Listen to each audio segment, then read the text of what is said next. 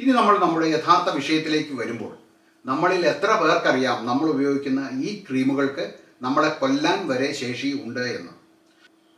ചുരുങ്ങിയ പക്ഷം ഈ ക്രീമുകൾ ഉണ്ടാക്കുന്ന ആരോഗ്യ പ്രശ്നങ്ങൾ എന്തൊക്കെ എന്നെങ്കിലും നമ്മൾ അറിഞ്ഞിരിക്കേണ്ടേ? അങ്ങനെയാണെങ്കിൽ എൻ്റെ ആദ്യത്തെ ചോദ്യം, അറിഞ്ഞുകൊണ്ട് ആരെങ്കിലും നമ്മുടെ തൊലിപ്പുറത്ത് വിഷം പുരട്ടുമോ എന്നാണ്. ഇല്ല എന്നാണ് നിങ്ങളുടെ ഉത്തരം എന്നെനിക്കറിയാം. പക്ഷേ അടുത്ത വട്ടം ഏതെങ്കിലും ഒരു ഫെയർനെസ് ക്രീം നിങ്ങളുടെ മുഖത്ത് പുരട്ടുവാൻ തുടങ്ങുമ്പോൾ ഓർമ്മിക്കുക, അതിൽ വിഷം ഉണ്ടായേക്കാം.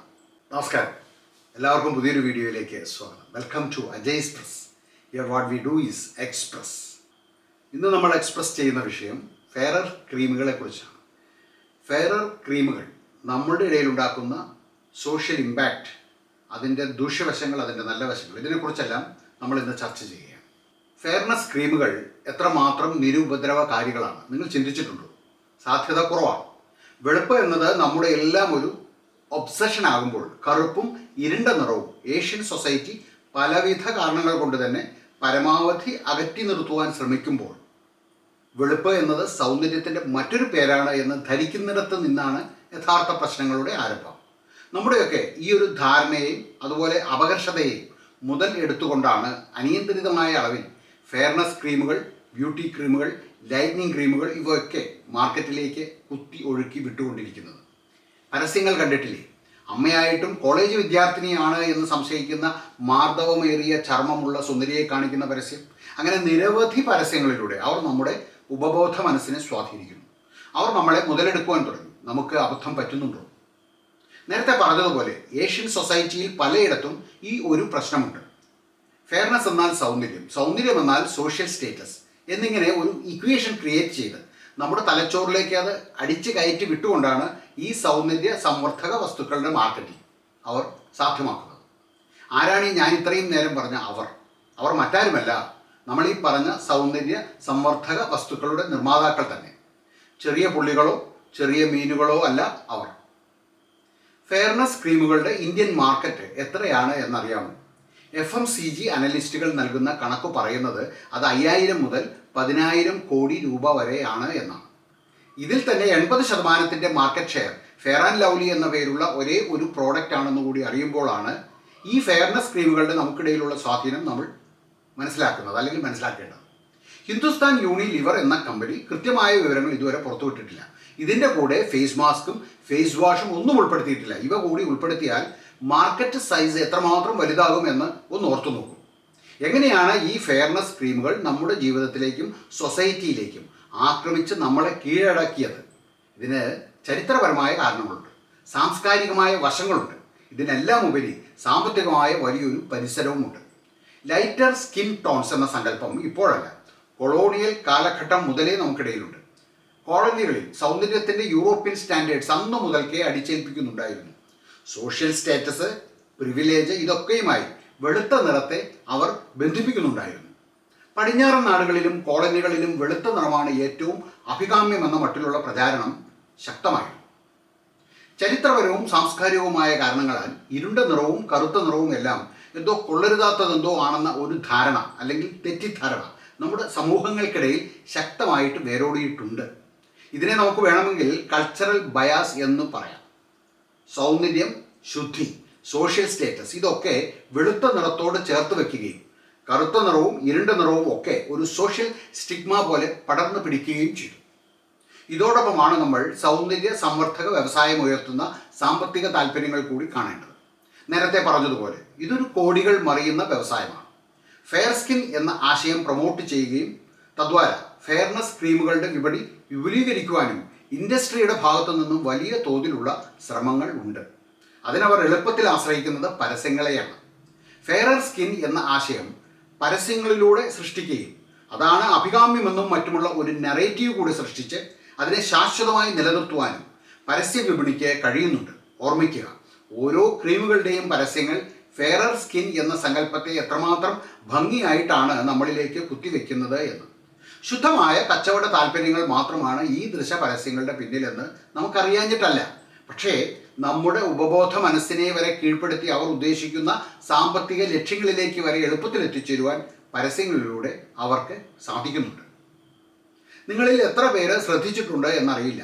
1994 മിസ് വേൾഡും മിസ് യൂണിവേഴ്സ് പട്ടവും ഒരുമിച്ച് ഇന്ത്യയിലേക്ക് വന്നത്. അന്ന് ഐശ്വര്യ റോയും സുസ്മിത സെന്നും ലോകത്തിൻ്റെ നെറുകയിലേക്ക് കയറി സൗന്ദര്യത്തിൻ്റെ എവറസ്റ്റ് കീഴടക്കിയെന്നൊക്കെ നമ്മൾ കൊട്ടിഘോഷിച്ചത് ഓർമ്മിക്കുന്നുണ്ടോ? ഇന്ത്യ പോലൊരു വലിയ മാർക്കറ്റിനെ ലക്ഷ്യമിട്ടുകൊണ്ട് പ്രോക്ടർ ആൻഡ് ഗാമ്പിളും കോൾഗേറ്റ് പാമലിയും ചേർന്ന് അതിൻ്റെ മറവിൽ ഏകദേശം 600ഓളം സൗന്ദര്യ സംവർദ്ധക വസ്തുക്കളും സോപ്പുമാണ് ഇന്ത്യയിൽ വിറ്റത്.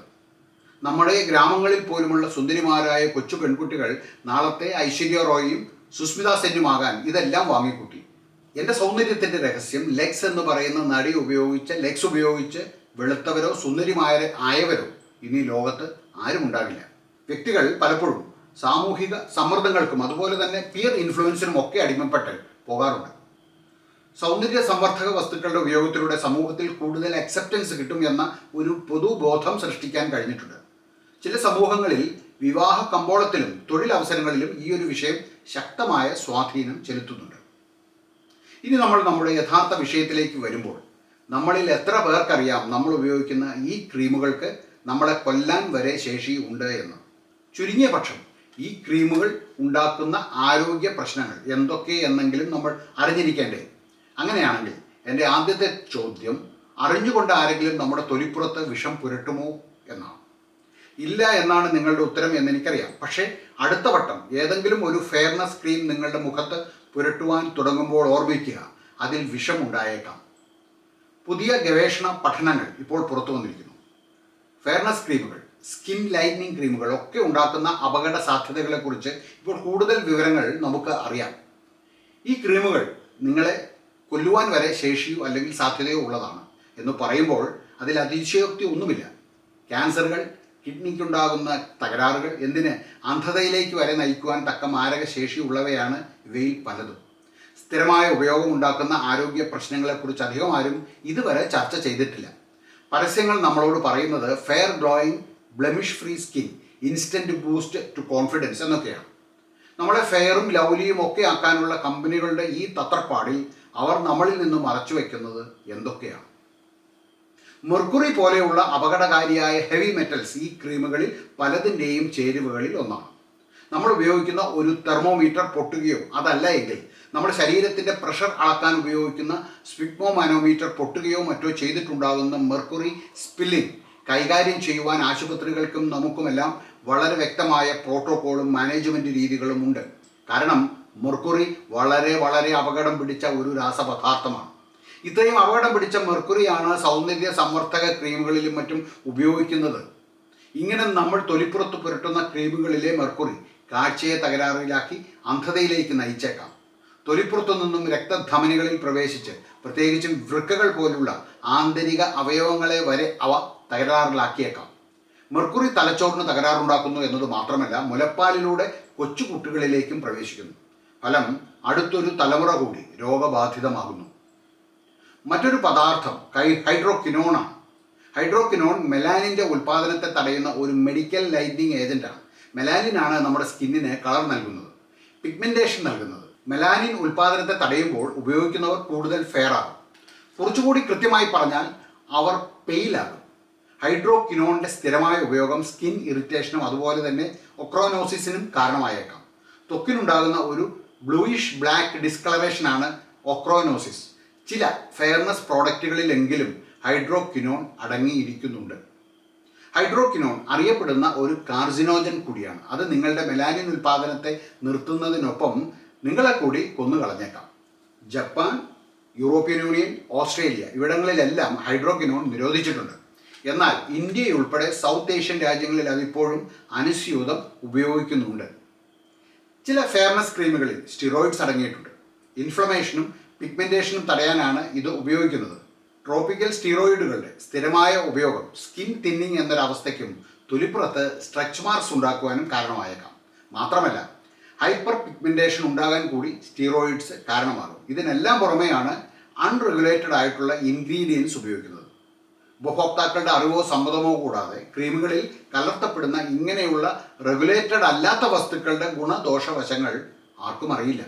അത് വളരെ അപകട സാധ്യത കൂട്ടുന്ന മറ്റൊരു വിഷയമാണ്. നമ്മളിപ്പോൾ പറയുന്നത് ഫെയർനെസ് ലൈറ്റനിങ് ക്രീമുകളെക്കുറിച്ചും മാത്രമാണ്.